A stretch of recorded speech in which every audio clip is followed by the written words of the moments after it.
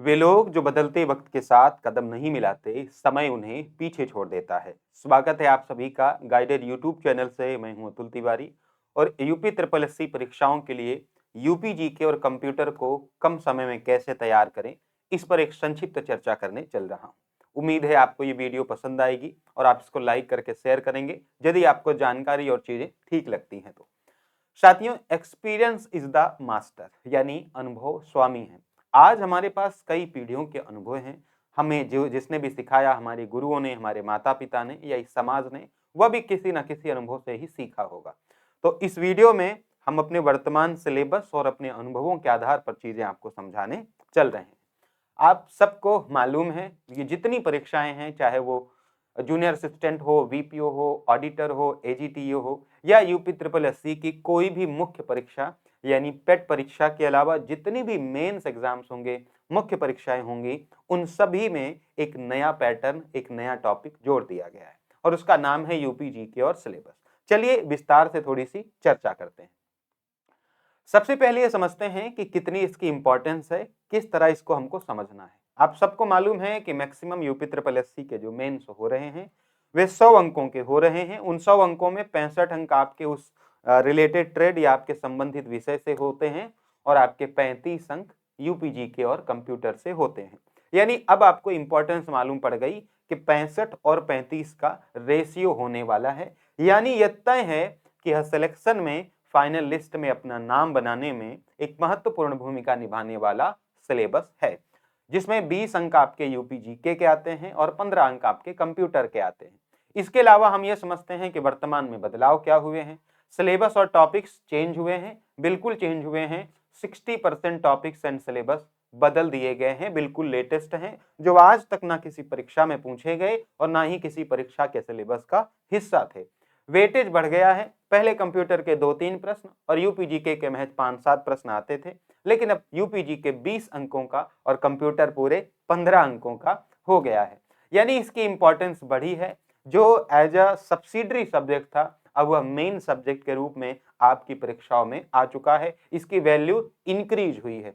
So we should be serious about it, यानी हमें अब गंभीरता से सोचना होगा। हमारे पास क्या है?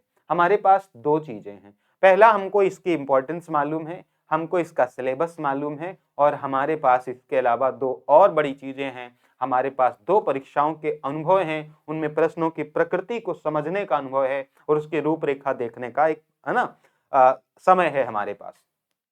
पहला, हमारे पास 27 अगस्त 2023 को संपन्न जूनियर असिस्टेंट 1262 का प्रश्न पत्र है और दूसरा हमारे पास 25 फरवरी 2024 आईटीआई इंस्ट्रक्टर का प्रश्न पत्र है, जिसपे यूपी जीके और कंप्यूटर के 20-20 और 15-15 प्रश्न पूछे गए हैं।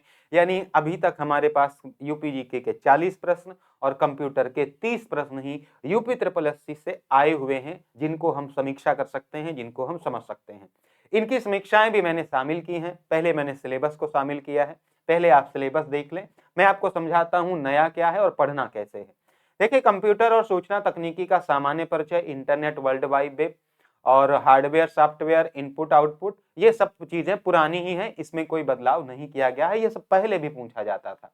इंटरनेट प्रोटोकॉल, ये सब आईपी एड्रेस पहले ही था। ये हिस्सा आपका लगभग 40% के करीब आता है।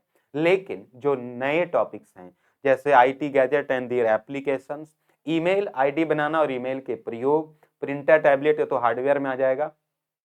ऑपरेटिंग सिस्टम नया टॉपिक मानता हूं क्योंकि इसके प्रश्न बिल्कुल नए आते हैं। सोशल नेटवर्किंग, ई गवर्नेंस, इसके साथ डिजिटल वित्तीय उपकरण और अनुप्रयोग, भविष्य के कौशल और साइबर सुरक्षा, कंप्यूटर और सूचना प्रौद्योगिकी के क्षेत्र में होने वाले तकनीकी विकास और नवाचार, जिसमें आप एआई यानी artificial intelligence, big data processing, deep learning, machine learning, internet of things को शामिल कर सकते हैं। इसीलिए मैंने कहा कि 40% syllabus is repeated but 60% syllabus is totally new, जो अभी तक किसी भी परीक्षा, किसी भी सिलेबस का हिस्सा नहीं था। इसीलिए जो आगे बताऊंगा वह भी इसी बात पर आधारित होगा, ऑफिशियल तथ्यों पर आधारित होगा। इसी तरह का हम यूपी जीके का सिलेबस देखें तो वे एक यूजुअल सिलेबस है, कोई बहुत मेजर इसमें बातें नहीं लिखी गई हैं।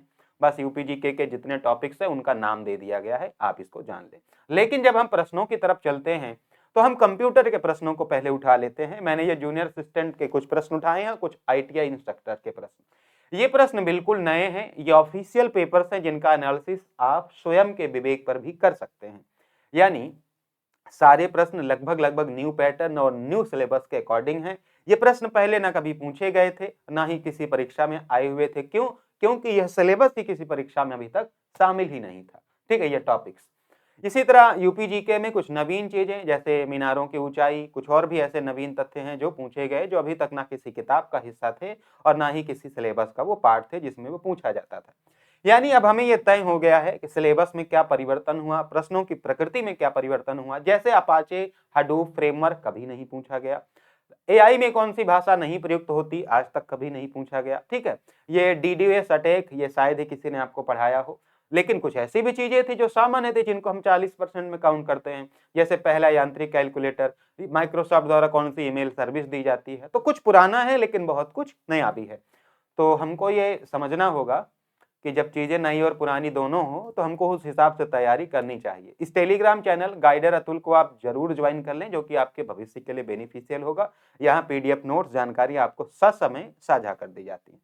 तो अब तक आप सारा मामला समझ चुके हैं। अब मैं आपको पॉइंट टू पॉइंट उस बात पर ले आता हूं जिसके लिए हमने ये वीडियो बनाया था। आप वीडियो को लाइक कर लें, अगर पसंद आए तो आप इसको सब्सक्राइब और कमेंट भी कर सकते हैं। अब भाई पसंद ही ना आए तो कैसे आपसे जबरदस्ती कहते हैं कि नहीं कमेंट करना ही पड़ेगा, ऐसा कोई क्राइटेरिया नहीं है। सबसे पहले मैं आपको यूपी जीके पर ले आता हूं और बहुत इत्मीनान से समझते हैं यूपी जीके में क्या बदला है। बदला वैसे बहुत खास नहीं है, लेकिन टॉपिक्स नहीं बदले हैं। अभी भी घटना चक्र प्रासंगिक है, कोई सवाल नहीं करता मैं इस चीज पर। अभी भी उसके बहुत सारे टॉपिक्स और फैक्ट्स इंपॉर्टेंट है। साथ के साथ राकेश सारस्वत के कुछ टॉपिक्स, नॉट फुल बुक, पूरी किताब नहीं चाहिए आपको सामान्य वनडे एग्जाम्स के लिए। घटना चक्र अभी भी प्रासंगिक है और राकेश सारस्वत के कुछ टॉपिक्स अगर हम मिक्स एंड मर्ज कर दें और इनकी हम एक समरी बना लें, तो मेरा दावा है आपको कि आप ये जितना भी नवीन सिलेबस है आप इसको कवर कर लेंगे। सारी बातें लगभग कवर हो जाएंगी और साथ में साथ आप पीवाईक्यू लगा लें बस। ये तथ्य है, ये फैक्ट है कि अगर आप यूपीजीके में सक्सेस होना चाहते हैं तो इनकी समरी आपके पास होनी चाहिए। आप स्वयं किताबें खरीद कर समरी बना लें, किताबें खरीद कर आप हाईलाइट करके पढ़ लें, या घटना चक्र तो लगभग सभी के पास होती ही है। तो ये दो किताबें आपके लिए महत्वपूर्ण है, जिनकी समरी, पूरी किताब नहीं पढ़नी है राकेश सारस्वत की, उनकी समरी आपके लिए काफी इंपॉर्टेंट होगी। ठीक है, ये तो यूपीजीके और ये परफेक्ट है, इसके अलावा कुछ ना सोचें। पीवाईक्यू, घटना चक्र, राकेश सारस्वत के कुछ चैप्टर जिनकी समरी आपके पास होनी चाहिए। फिर आते हैं कंप्यूटर बुक में। मैं जो भी कह रहा हूं ये तथ्य होंगे, इसको किसी भी तरह आप नकार नहीं सकते। ये दावा है मेरा, पूरे भरोसे के साथ मैं कह रहा हूं। कंप्यूटर के सिलेबस को कवर करने के लिए, 40% सिलेबस कवर करने के लिए आप मार्केट की कोई भी किताब उठा सकते हैं, जिनके आप नाम जानते हैं, जिन प्रचलित किताबों के आप नाम जानते हैं, उनमें से आपका 40% सिलेबस कवर हो जाएगा। लेकिन यह तथ्य है कि 60% सिलेबस के लिए मार्केट में अभी तक कोई किताब नहीं है। ना हो मुझ पर भरोसा, हो सकता है कि मेरा कोई और इंटेंशन आपको लगे, लेकिन आप खुद बाजार जाएं, मार्केट जाएं, किताबें उठाएं और उनको देखें और पढ़ें कि क्या उनमें नवीन तथ्य शामिल हैं। क्योंकि मैं बार बार कहता हूं कि रिजल्ट के दिन आप अकेले होंगे, प्रकाशक अपनी किताब बेचकर हट जाएगा, कोचिंग वाला अपना कोर्स बेचकर हट जाएगा, जिसको जो बेचना होगा वो बेचकर फुर्सत हो जाएगा, रह जाएंगे तो केवल आप, और रिजल्ट में अपना नाम ढूंढेंगे उस दिन। तो आज जरूरी है कि हम एक ऐसा स्टेप लें, चीज को समझें कि हम कैसे नाम बना लें उस लिस्ट में। बाकी तो पैसा सभी कमा रहे हैं, वो तो नॉर्मल चीज है। करें क्या फिर? देखिए, मैं सिंपल बता दूं, 40% सिलेबस आपको कहीं भी मिल जाएगा, जैसे हार्डवेयर, सॉफ्टवेयर, ईमेल, इंटरनेट, सामान्य परिचय, ये सब आपको कहीं भी मिल जाएगा। लेकिन जो नए सिलेबस हैं वो इनमें, इनके पास नहीं है। करना क्या है? सिंपली या तो आप मेरी क्लासेस देख सकते हो, या किसी भी टीचर जो आपको लगे कि ही इज अपडेटेड, या जो यूनिक एंड न्यू कंटेंट, उनके उनसे आप ले सकते हो। कोई भी कोचिंग हो, कोई भी टीचर हो, बस आपको न्यू कंटेंट और सिलेबस आपको मिलना चाहिए। ठीक है, मैं पढ़ा ही रहा हूँ, लगभग 14-15 वीडियोज मैंने पढ़ाए हैं। अब ये कहना ही पड़ता है कि हाँ ये नया है, आप उसको परखें। ठीक है, इसके लिए, इसके अलावा भी मैंने एक छोटा सा प्रयास आपके लिए किया है, जो उन लोगों के लिए है जो चाहते हैं, मतलब जो नोट्स नहीं बना पाते या जो न्यू सिलेबस को कवर करना चाहते हैं at a very fast speed.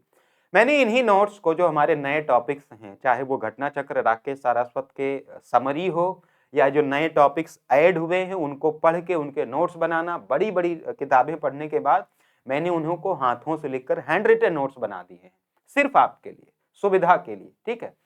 तो जिनको आप देख सकते हैं, परख सकते हैं, 100% नए तथ्य होंगे और नए टॉपिक्स कवर होंगे। मेन बात ये है, बाकी कोई भी किताब खरीदेंगे, है ना, वो चीज होनी ही है आपके साथ, बट अभी वो इतना बेनिफिशियल नहीं है। हो सकता है आज मेरी बात पे भरोसा ना हो, ये महीने 2 महीने बाद, साल भर बाद आपको ये बात सही लगने लगेगी। तो इन नोट्स को आप देख सकते हैं, हैंड रिटेन नोट्स है। इन नोट्स से मैं पढ़ाता भी हूँ, मैंने क्लासेस भी इन्हीं से ली है, तो आप वहां भी इनको देख सकते हैं और उसको परख सकते हैं। तो ये आपके लिए बेनिफिशियल हो सकती है, जिनमें सारांश भी है और नए टॉपिक्स भी कंप्यूटर के कवर हैं, ठीक है, fully updated. So choose the best, be the topper. अच्छा चुने और टॉपर बने। मेरे हिसाब से अगर ये 2-3 चीजें कर ली गई, आपको जो टीचर पसंद आए पढ़ें, बस आपको नया और अपडेटेड कंटेंट होना चाहिए। तो जो आपका सिलेबस है ये 35 अंकों का, यकीनन आप कवर कर लेंगे। और मैं बार बार कहता हूं कि हम अकेले ना हों, रिजल्ट के दिन भी हम साथ हों, इसीलिए हमारा प्रयास रहता है कि जितने भी हमारे साथी हैं वो रिजल्ट में जब नाम ढूंढें तो उनको नाम अपना मिल जाए, वो किसी को ब्लेम ना करें कि अगर ये पढ़ा होता तो ऐसा हो जाता। इसलिए आपको अपडेटेड होना चाहिए। मैंने जो कुछ भी कहा वो इन पेपर्स के एनालिसिस पे कहा, इन किताबों के रिव्यू पर कहा कि हाँ क्या चीजें हैं, और मेरे बेस्ट ऑफ माई नॉलेज वो 100% एक्यूरेट और सही ही है। जो आप भी अगर रिसर्च करेंगे तो आपको मालूम पड़ जाएगा। You can join this Telegram channel, और हम फिर कभी किसी और बात के साथ मिलेंगे। निश्चित ही आप आने वाले समय में बेहतरीन तैयारी करेंगे और आप सफल भी होंगे। Thank you so much.